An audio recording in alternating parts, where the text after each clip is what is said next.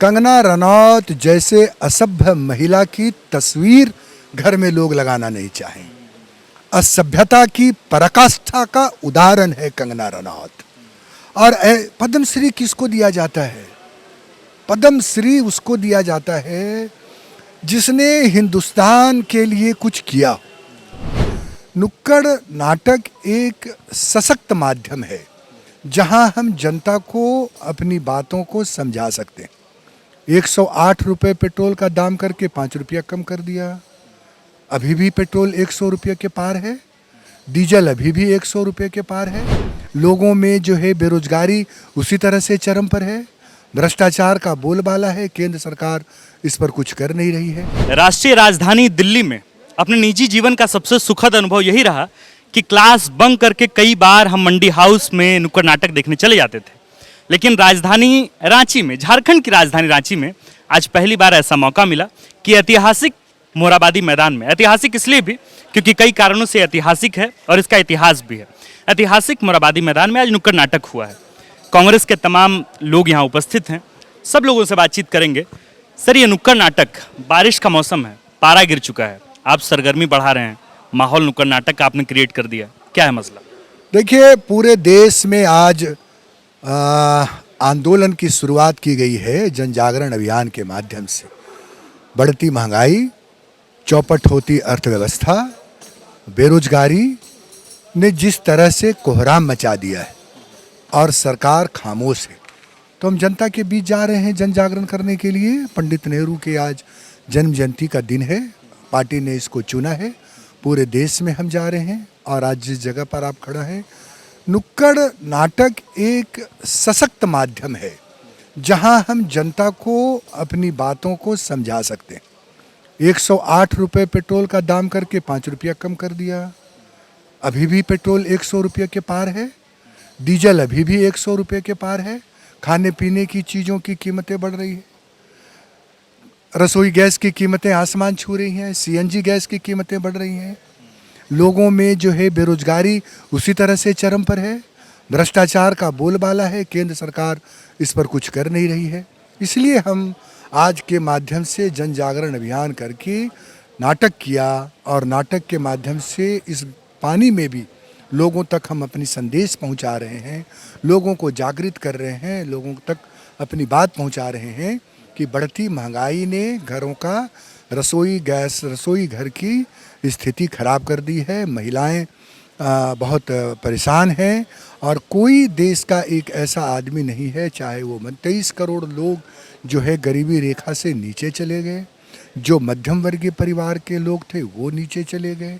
2014 में जो पेट्रोल और डीजल की कीमतें थी और आज की कीमतें आप देख लीजिए। जब ये आलोक दुबे जी, ये समस्याएं हैं, लगातार बढ़ती महंगाई को लेकर बातचीत चल रही है, बेरोजगारी को लेकर बातचीत चल रही है।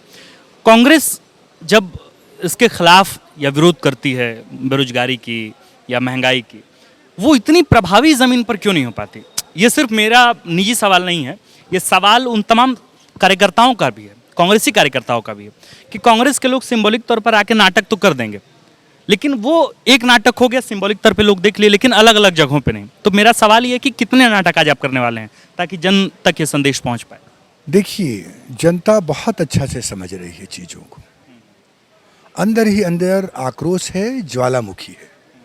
समय समय पर लोग इसको प्रदर्शित भी कर रहे हैं और बहुत प्रभावशाली तरीके से हर जगह कांग्रेस अपनी उपस्थिति दर्ज करा रही। जब तमाम राजनीतिक दल सोए हुए थे कोरोना के संक्रमण के काल में, तो देश का कांग्रेस पार्टी ही एक ऐसी दल थी जिसने जनता के बीच पहुंचा। कुछ चीज़ें हैं जो आप भी जानते हैं कि राष्ट्रीय स्तर पर किस तरह से एजेंडा सेट किया जा रहा है, तो वो चर्चा हम नहीं करेंगे।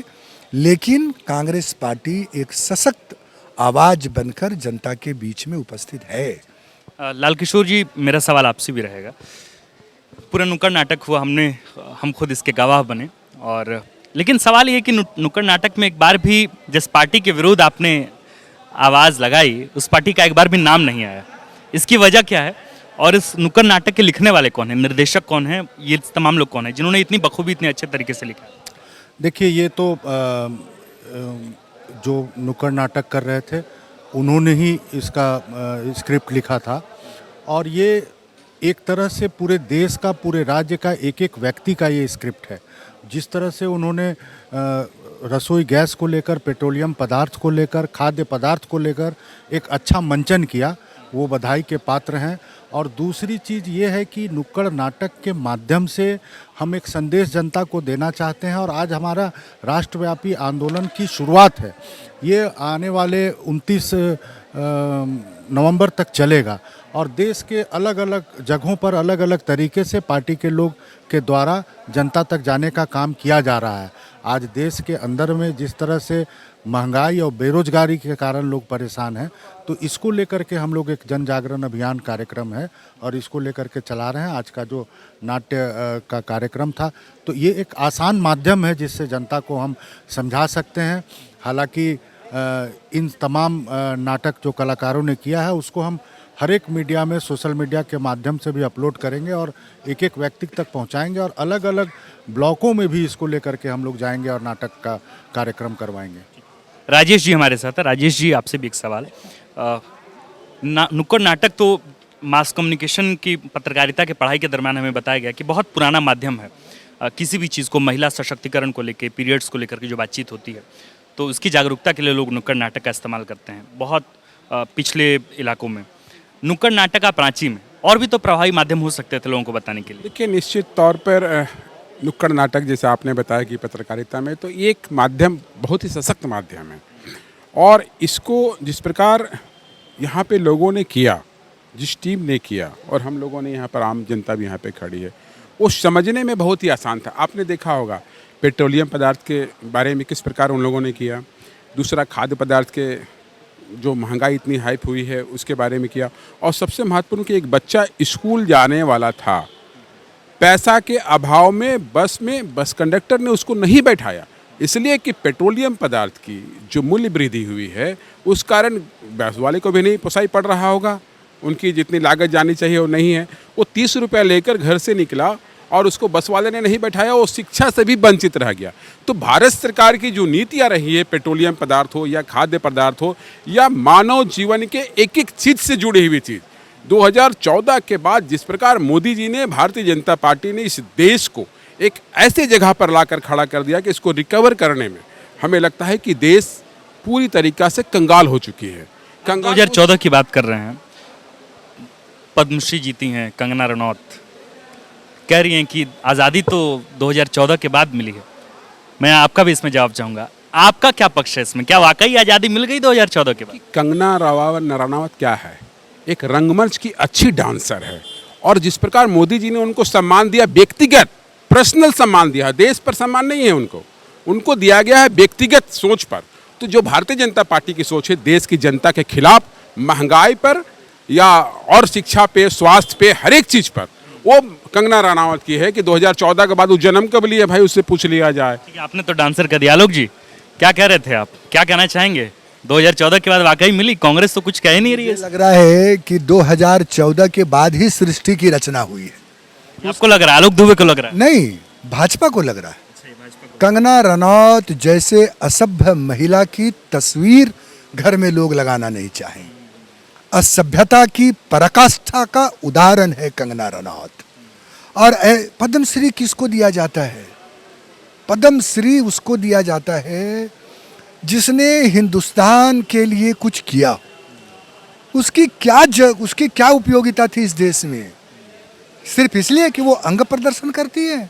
उसकी क्या कंट्रीब्यूशन थी? तो अंग प्रदर्शन की बात नहीं है, तो खैर बॉलीवुड नहीं, आप ऐसे किसी भी पेशे में आप इस तरीके से किसी को कह नहीं सकते। उनका पेशा है, आप उनकी विचारधारा से ताल्लुक भले रखें ना रखें। जो इंसान ये कहे कि 2014 में असली आजादी मिली, आप उनकी बातों को लेकर के आप सहमत असहमत हो सकते हैं, वो आपकी बात। इन जो हमारे स्वतंत्रता सेनानियों ने, जिन्होंने फांसी के फंदे को चूमते हुए गले लगा लिए, बिरसा मुंडा की पावन धरती में बिरसा मुंडा ने उलगुलान किया आदिवासियों के बीच में, ऐसे तमाम विभूतियों का अपमान है।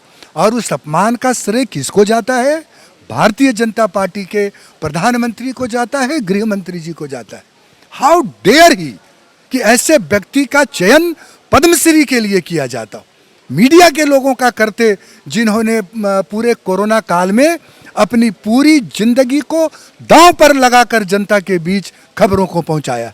उसमें से किसी एक व्यक्ति को अगर आपने पद्म श्री दिया होता तो देश आपकी गुलामी करती, लेकिन ऐसे व्यक्तित्व को आपने पद्म भूषण दिया है कि आज उस पद्म भूषण को देख करके लोगों में ग्लानि महसूस हो रही है। ये पूरे देश की आवाज़ है। बहरहाल ये तमाम तो मसला है ही, एक पद्मश्री को लेकर के जो बातचीत है। बाकी अच्छी बात यह है कि कांग्रेस अब थोड़ी बहुत जागरूक होती दिख रही है, थोड़ी बहुत जागरूकता तो चल ही रही है।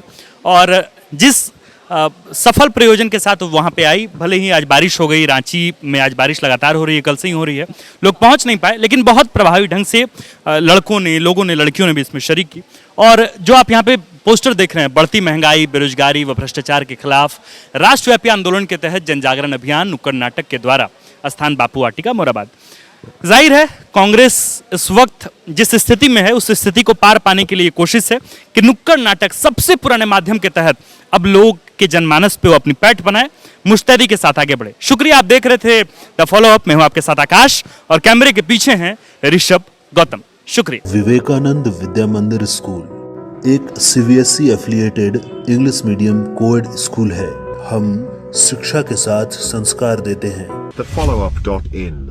Like, share, and